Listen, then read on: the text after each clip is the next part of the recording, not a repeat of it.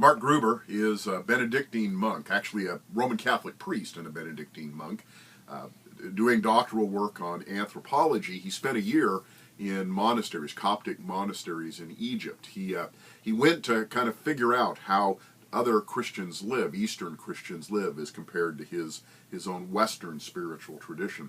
So he learned lots of stuff. One of the things he learned, however, was about priesthood.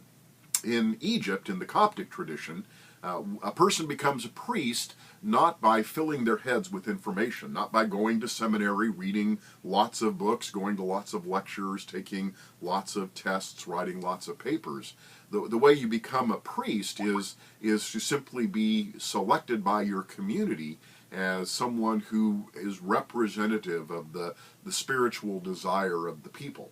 Having a proficiency in prayer, being someone who is manifesting the fruits of the Spirit.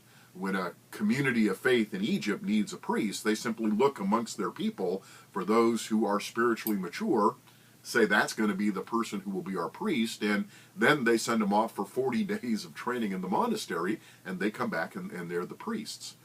It's a fundamentally different way of looking at things. It's not so much knowing about God as it is knowing God.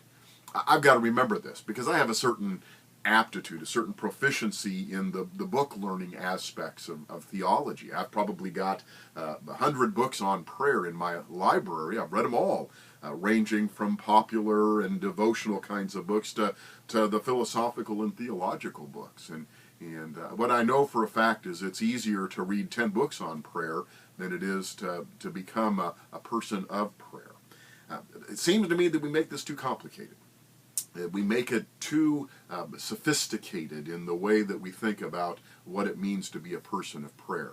I'm reminded of the Charlie Brown cartoon that showed one of Charlie Brown's friends sitting in school explaining that so long as teachers give pop quizzes, there will always be prayer in school. What that kind of assures me or reminds me of is the fact that we live our lives out of the instincts of our hearts. Prayer isn't something that we have to get all figured out with our heads. It's something that we can really discover in the interior parts of our hearts.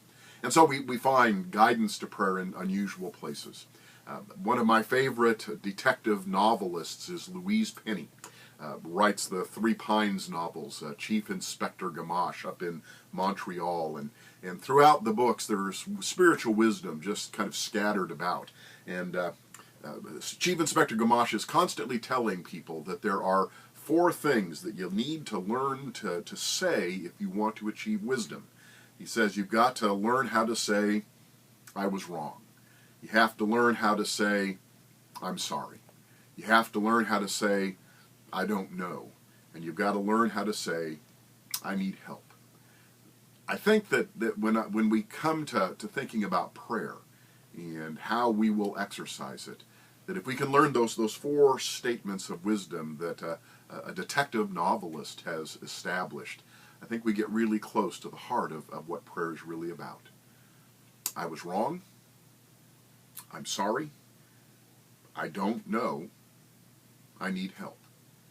If we can learn to pray those things, I think we will get very close to the interior spirit of prayer.